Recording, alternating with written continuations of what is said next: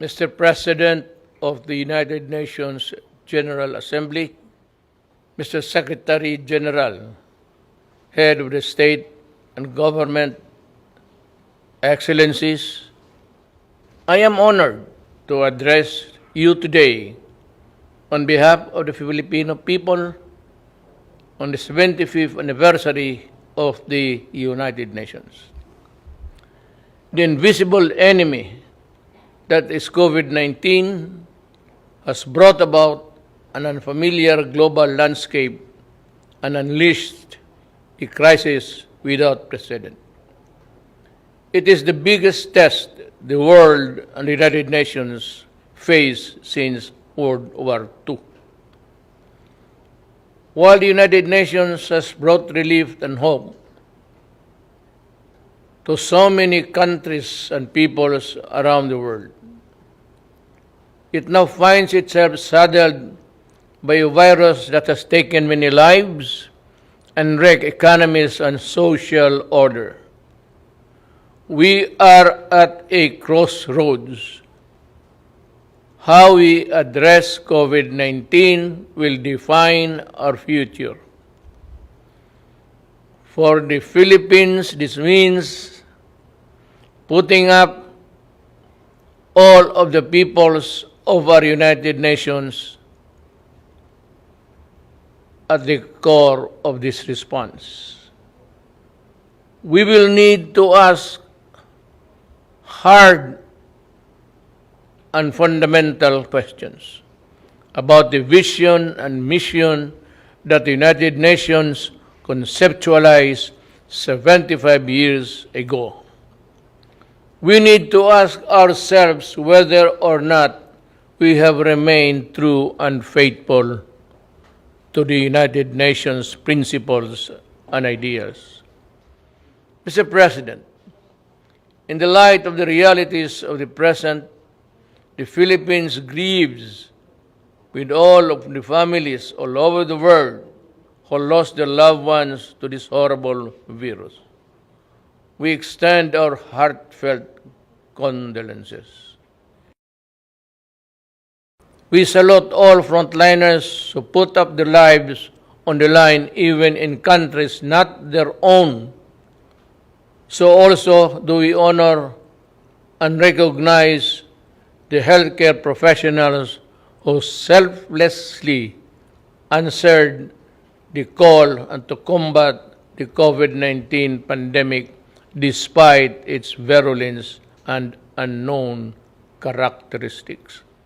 While each nation has its own strategy in fighting the pandemic, what the world needs are coordinated international plans and efforts to pursue a common purpose. COVID-19 knows no border, it knows no nationality, it knows no race, it knows no gender, it knows no age, it knows no creed. The Philippines values the role that the United Nations plays in its fight against the pandemic. And a middle-income country whose economic advances have been derailed by the pandemic, we welcome the launch of the UN COVID Response and Recovery Fund, ensuring universal access to anti-COVID-19 technologies and products is pivotal in the global pandemic recovery. The world is in the race to find safe and effective vaccine. When the world finds that vaccine, access to it must not be denied nor withheld. It should be made available to all rich and poor nations alike as a matter of policy. The Philippines joins our partners in the ASEAN and the non-aligned movement, and in raising our collective voice, the COVID-19 vaccine must be considered a global public good. Let us be clear on this. We can call for a global health agenda with enough resources, and policy space for the World Health Organizations, we need a WHO that is quick to coordinate and quicker to respond. The Philippines will do its part in the pooling of global resources. Our health workers are among the best. Mr. President, just as we needed stability and confidence because of the pandemic, geopolitical tensions continue to rise. Escalating tensions benefit no one. The new flashpoints heighten fears and tend to tear peoples apart. When elephants fight, it is the grass that gets trampled flat. Given the size and military might of the contenders, we can only imagine and be aghast at the terrible toll on human life and property that shall be inflicted if the world war deteriorates into a real war of nuclear weapons and missiles. I therefore call on the stakeholders in the South China Sea, the Korean Peninsula, the Middle East, and Africa. If we cannot be friends as yet, then in God's name, let us not hate each other too much. I heard it once said, and I say it to myself, complete agreement. Mr. President, Filipino migrant workers have been devastated by the pandemic. Many have lost not only their livelihood, but also their health and lives as well. Yet they go on in the front lines, healing, caring others in the different parts of the world. The Philippine government has embarked on an unprecedented repatriation program. More than 345,000 overseas Filipino workers needed to come home then. We have brought back half and are bringing back the rest. We thank the countries that have provided Filipino migrants with residence permit, access to testing, treatment, and related health services in this pandemic. We brought back most of our seafarers who were stranded because of COVID-19 restrictions. We pioneered with the IMO of the Green Lane for the safe changes of seafaring crews. In these times, we need stronger cooperation in promoting and protecting the rights of migrants, regardless of their migrant status. We must all adhere to the Global Compact of safe, orderly, and regular migration. Unless states include all the migrants in this response to this pandemic, no one among us is safe until everyone is safe, as the Secretary General has said. With the poverty rate reduced at 16.6% and a sustained economic growth of 6.4%. Between 2010 and 2019, the Philippines was on track to becoming an upper middle income country by the end of 2020. But the pandemic has placed our economy in recession.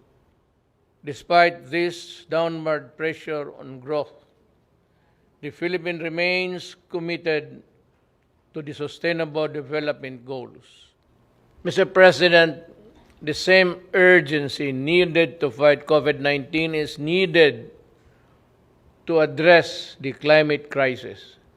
This is a global challenge that has worsened existing inequalities and vulnerabilities from within and between nations. Climate change has worsened, and the ravages of pandemic. People in the developing countries like the Philippines suffer the most. We cannot afford to suffer more. The Philippines joined the Paris Agreement to fight climate change. We call on all parties, especially those who have not made good their commitment to fight climate change, to honor the same. We call on all parties to strengthen communities and peoples for preparedness and resilience. We're talking about mankind and Earth, our one and only home. Mr. President, the Philippines will continue to protect the human rights of its people, especially from the scourge of illegal drugs, criminality, and terrorism. A number of interest groups have weaponized human rights, some well-meaning, others ill-intentioned. They attempt to discredit the functioning institutions and mechanisms of democratic country and a popularly elected government which in its last 2 years still enjoy the same widespread approval and support. These detractors pass themselves off as human rights advocates while preying on the most vulnerable humans, even using children as soldiers or human shields in encounters. Even schools are not spared from their malevolence and anti-government propaganda. They hide their misdeeds under the blanket of human rights, but the blood oozes through. To move forward, open dialogue and constructive engagement with the United Nations is the key, but this must be done in full respect of the principles of objectivity, non-interference, non-selectivity, and genuine dialogue. These are the fundamental basis for productive international cooperation on human rights. Mr. President, terrorism looms large. As I said at the Aqaba process, the Philippines will do everything and partner with anyone who would sincerely desire to protect the innocent from terrorism in all its manifestations. The Marawi siege, where foreign terrorist fighters took part, taught us that an effective legal framework is crucial. Our 2020 Anti-Terrorism Act shores up the legal framework by focusing on both terrorism and the usual reckless response to it. Its enactment was done pursuant to our commitment and the strict adherence to the relevant Security Council resolution and the UN Global Counter-Terrorism Strategy. Most importantly, we remain committed to rebuild the stricken community and address the root causes of terrorism and violent extremism in my country. We must remain mindful of our obligation and commitment to the Charter of the United Nations, and as amplified by the 1982 Manila Declaration on the peaceful settlement of international disputes, the Philippines affirms that commitment in the South China Sea in accordance with UNCLOS and the 2016 Arbitral Award. The award is now part of international law, beyond compromise and beyond the reach of passing governments to dilute, diminish, or abandon. We firmly reject attempts to undermine it. We welcome the increasing number of states that have come in support of the award and what it stands for. The triumph of reason over rashness, of law over disorder, of amity over ambition. This, as it should, is the majesty of the law. Mr. President, the global health crisis has further complicated the global security environment. But no aspiration nor ambition can justify the use of weapons that destroy indiscriminately and completely. There is no excuse for deaths that a nuclear war could cause, nor the reckless use of chemicals and biological weapons that can cause mass destruction. These weapons of death put us all at mortal risk, especially if they fall into the hands of terrorists without a shred of humanity in their soul. We can call all member states to fully implement the Nuclear Non-Proliferation Treaty and the Chemical and Biological Weapons Convention. I have asked the Philippine Senate to ratify the Treaty on the Prohibition of Nuclear Weapons, and importantly, we were among those to sign it first. Mr. President, the Philippines has a long history of opening its doors to the refugees. From the White Russians following the 1917 revolution and the European Jews in the Second World War and the Vietnamese in the late 1960s and the Iranians displaced by the 1979 revolution, among others. The Philippines continue to honor this humanitarian tradition in accordance with our obligation under the 1951 Convention of the Status of Refugees and the 1967 Protocol.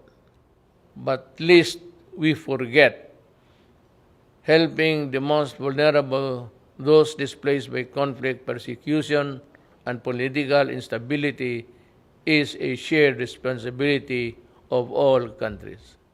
As I have said many times, the doors of the Philippines are open, as they have always been, to everyone fleeing for safety, such as the Rohingyas. In the face of mounting refugee crisis worldwide, let us work together towards ending the conflicts and conditions that force people to flee their homes. Mr. President, as our societies become more diverse yet interdependent, social cohesion issues come to the fore. Mutual understanding always accompanied by mutual tolerance between those of different faiths and cultures is the only foundation of societies at peace with itself and all others. Finally, I express gratitude to the gallant peacekeepers, including our own, who advance the cause of peace in the most difficult situations. From the Golan Heights in the Middle East to Liberia in West Africa, Filipino peacekeepers put themselves in the front line between the vulnerable and those who seek harm. We are committed to increasing Philippine footprint in UN peacekeeping operation with increased participation of women. Again, Mr. President, to defeat COVID-19 pandemic and other challenges, we must work with seamless unity, which demands complete mutual trust and the conviction that we will win or lose together.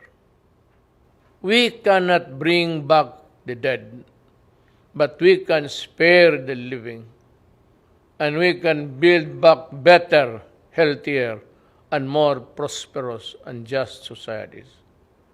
To this end, we rededicate ourselves to the multilateralism. The UN remains humanity's essential organization, but it is only as effective as we make it. To make significant changes, we need to be bold. We need the same collective courage that finally made the United Nations a reality 75 years ago. We need to act on long-standing recommendations to improve the Security Council's composition and working together and working methods, to strengthen the role of the General Assembly and to streamline the processes and the operation of the UN. Indeed, to be ready for the new global normal, it cannot be business as usual for the UN. Let us empower the UN, reform it to meet the challenges of today and tomorrow. Let us strengthen it so it can fully deliver its mandate to maintain peace and security, uphold justice and human rights, and promote freedom and social progress for all. After all, we are the United Nations. Thank you.